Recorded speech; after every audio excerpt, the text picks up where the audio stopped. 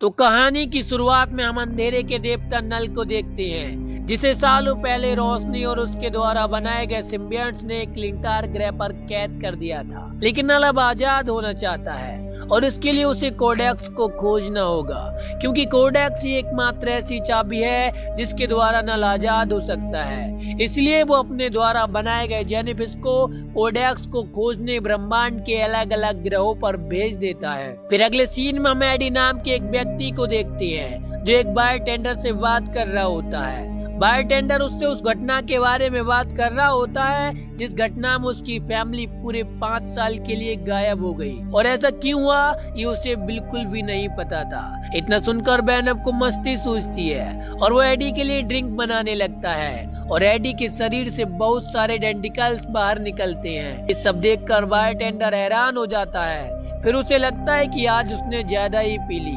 तभी एडी की नजर न्यूज पर पड़ती है, जिसमें उसे पता चलता है कि डिटेक्टिव पैट्रिक मेलिगन की अचानक मौत हो गई है और इस सिलसिले में पुलिस पूछताछ के लिए उसे तलाश रही है। इतना सुनकर एडी सोच में पड़ जाता है। तभी उसकी नजर स्टेच्यू ऑफ लिबर्टी पर पड़ती है, जिसे देखकर उसे याद आता है कि न्यूयॉर्क में एक जज है जो उसकी मदद कर सकता है, क्योंकि एडी को उसके सभी काले कांडों के बारे में पता था और वो उसे ब्लैकमेल कर कर अपने आप को बेकसूर साबित कराना चाहता था। और वो ये बात बैनब को बताता है। फिर वो दोनों ड्रिंक के पैसे देकर वहां से निकल जाते हैं, लेकिन पैसे देते टाइम बैनब का एक छोटा सा सिक्के से चिपका रह जाता है। वे बाहर से थोड़े ही आगे बढ़ते हैं कि तभी उन्हें किसी के रोने की आवाज आती है। जब वो अंदर जाकर देखते हैं तो वहाँ पर बहुत सारे शिकारी कुत्तों को किसी ने कैद कर रखा था। एडी उन्हें छुड़ाने वाला ही होता है कि तभी वहाँ पर कुछ गुंडे आ जाते हैं और एडी को मारने लगते हैं। ये सब देखकर बैनम उन सभी गुंडों को बुरी तरह मारता है और उनका सर खा जाता है। फिर वो दोनों उन सभी कुत्तों को भी आजाद कर देते हैं और वहाँ से निकल जाते हैं। तभी वहाँ पर नल का भेजा हुआ एक जेनोफिस भी आ जाता है।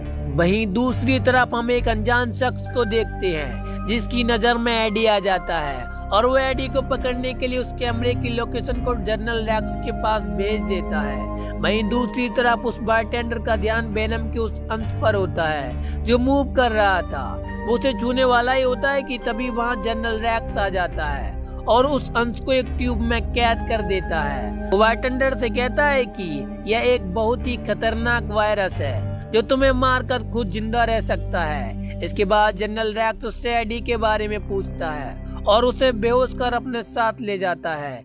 अगली सुबह जनरल रैक्स बैनम के उस अंश को लेकर एरिया 51 जाते हैं, जहां पर हम बहुत सारे सिम्बियंट्स को देखते हैं जिन्हें कैद कर रखा गया था। फिर वो बैनम के उस अंश को भी वहां कैद कर देते हैं। तभी वहां पर हम एक लड़की को देखते हैं जिसका नाम डेडी पैन होता है और वो वहां की इंचार्ज होती है। फिलहाल में उन्होंने कुछ अनोखा काम किया है जिसे दिखाने वो जनरल रैक्स को लेकर जाती है। डिटेक्टिव पैट्रिक मेलिगन को जिंदा देखकर जनरल रैक्स हैरान हो जाता है, क्योंकि डिटेक्टिव पैट्रिक मेलिगन की मौत हो चुकी थी। दरअसल भी कैसे मरे और सिम्बियंट्स की क्या कमजोरी है, यह जानने के लिए उनके अंदर एक सिम्बियंट्स को डाला गया, जिसकी वजह से वो दोबारा जिंदा हो गई। जिंदा होते ही डिटेक्टिव पैट्रिक के अंदर का सिम्बियंट्स उन्हें बताता है कि बहुत जल्द ही ये दुनिया खत्म हो जाएगी और चारों तरफ अंधकार छा जाएगा, क्योंकि अंधेरे का देवता नल अब आजाद होने वाला है। उसे किस तरह रोका जा सकता है ये बताने से पहले ही नल उस सिम्बियंट्स के दिमाग पर हावी हो जाता है, जिस कारण वो उन्हें कुछ भी नहीं बता पाता।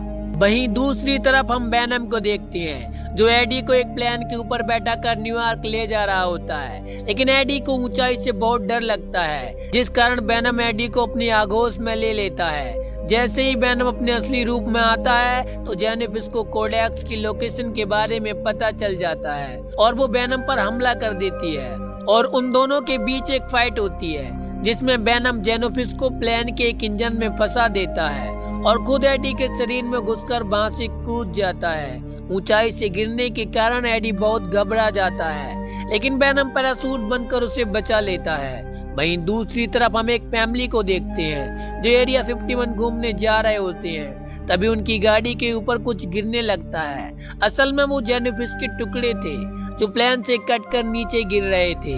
फिर देखते ही देखते जेनिफिस अपने आप को दोबारा जिंदा कर लेती है। इधर एडी जब बैनम से पूछता है कि वो क्या बला थी जिसने हम पर हमला किया। तो वेनम उसे बताता है कि वो जेनोफिस है जिसे नल ने भेजा है, क्योंकि अंधेरे के देवता नल को आजाद होने के लिए कोडेक्स की जरूरत है जो हमारे अंदर है, जिस कारण जेनोफिस हमारा पीछा कर रही है। वो उसे बताता है कि जेनोफिस को कोडेक्स जब भी देखेगा जब वेनम अपने असली रूप में होगा।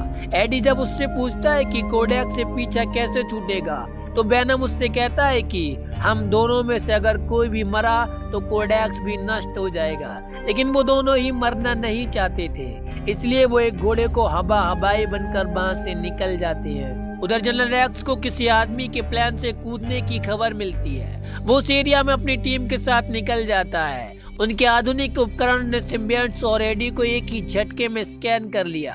तभी जनरल रैक्स अपनी टीम को आदेश देते हैं कि एडी को मारकर सिम्बियंट्स को कैद कर लो। इतना सुनते ही जनरल रैक्स की टीम उनका पीछा करने लगती है, जिसमें एक ऑफिसर एडी को पकड़कर उसे मारने वाला ही होता है कि तभी एडी उसी की गम से उसे ही मार देता है। तभी वेनम देखता है कि आगे एक बहुत बड़ा झरना है, अगर एडी इसमें गिरा तो उसकी जान जा सकती है, इसीलिए उसे उसकी मदद करनी ही पड़ती है। इसके चलते कोडेक्स की लोकेशन जेनोफिस तक पहुंच गई और वो उसके पास आ गई। उसे देखकर रैक्स के ऑफिसर्स उस पर गन से वार करते हैं, लेकिन उन पर गोलियों का कोई असर नहीं होता। वो जनरल रैक्स के कई सारे ऑफिसर्स को मौत के घाट उतार देती है। मौका पाकर एडी और वेनम वहां से निकल जाते हैं। वहीं दूसरी तरफ हम डॉक्टर डेडीपैन को देखते हैं, जो डॉक्टर मेलिगन के पास जाती है और उससे कहती है कि तुम जिस तबाही की बात कर रहे थे वो आ गई है और उसने हमारे कई सारे ऑफिसर्स को मौत के घाट उतार दिया। इतना सुनकर वो सिम्बियंट्स अपने असली रूप में आ जाता है और वो उन्हें बताता है कि अगर तुम इस तबाही को रोकना चाहते हो तो तुम्हें कोडेक्स को खत्म करना होगा, क्योंकि कोडेक्स के बिना नल आजाद नहीं हो सकता। इतना सुनकर जनरल रैक्स समझ जाता है कि उसे वेनम में एडी में से किसी एक को मारना होगा। वहीं दूसरी तरफ हम एडी को देखते हैं, जो एक फैमिली के पास पहुंच जाता है। उसकी ऐसी हालत देखकर वो लोग उसे खाना देते हैं। इसके बाद वो सभी लोग एरिया 51 के लिए निकल जाते हैं, क्योंकि उनके परिवार को एक एलियन देखना था। इस सफर में एडी की उनके परिवार से काफी अच्छी दोस्ती हो गई। मार्टिन का बेटा एडी को एक चॉकलेट देता है जो वेनम को बहुत पसंद आती है।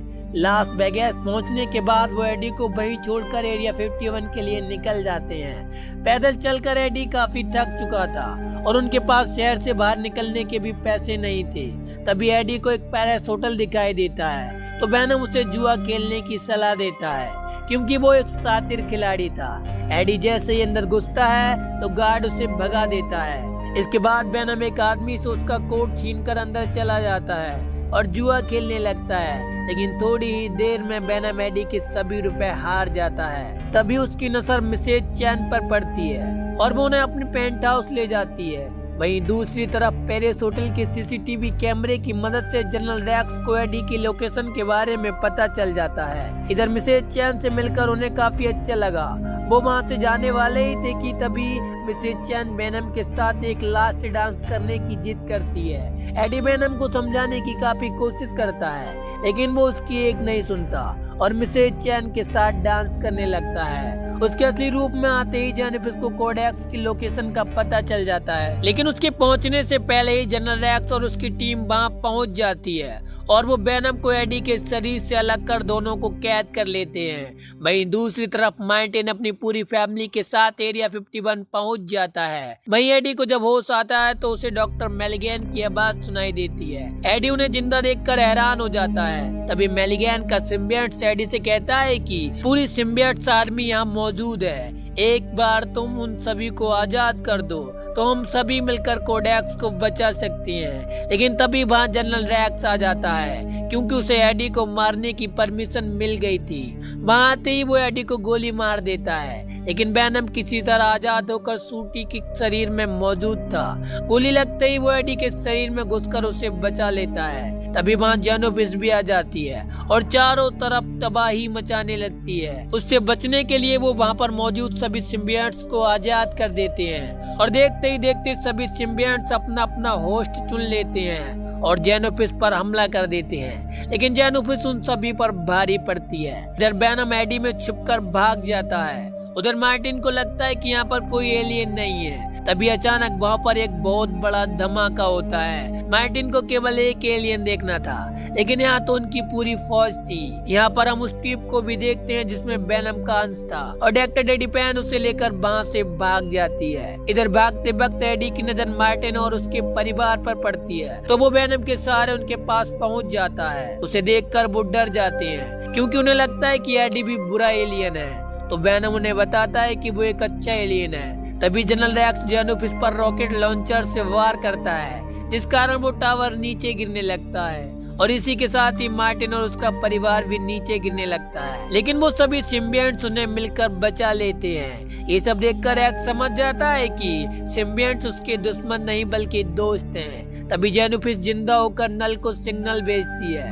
तो नल कुछ और जेनोफिस को उसकी मदद के लिए भेज देता है। फिर देखते ही देखते वो जेनोफिस कई सारे सिम्बियंट्स को मौत के घाट उतार देती है। मार्टिन के परिवार का बचना लगभग असंभव था, इसलिए एडी वेनम बनकर सभी जेनोफिस का ध्यान अपनी ओर आकर्षित कर लेता है। तब तक डॉक्टर डेडीपैन मार्टिन के परिवार को एरिया 51 से बाहर निकाल देती है। इधर एडी कभी वेनम तो कभी एडी बनकर थक चुका था और जनरल रैक्स भी अपने एक साथी को बचाने के चक्कर में काफी घायल हो गए थे। यह बुरी तरह हार चुके थे।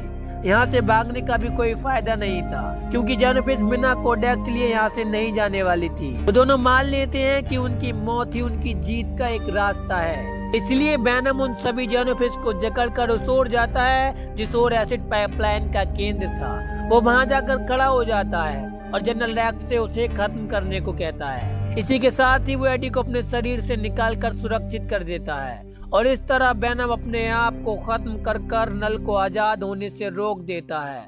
उधर डॉक्टर डेडीपैन अपने दोस्त को बचाने के लिए उस ट्यूब को तोड़ देती है, जिसमें से एक सिम्बियंट्स निकलता है और वो उन सभी को बचा लेता है। फिर जब एडी की आंख खुलती है तो वो एक हॉस्पिटल में था। वहीं पर एक कर्नल उसकी बहादुरी को देखकर उससे बहुत खुश होता है और वो एडी के ऊपर लगे सभी केसों को हटा देता है और इसी के साथ ही इस कहानी का यही अंत हो जाता है।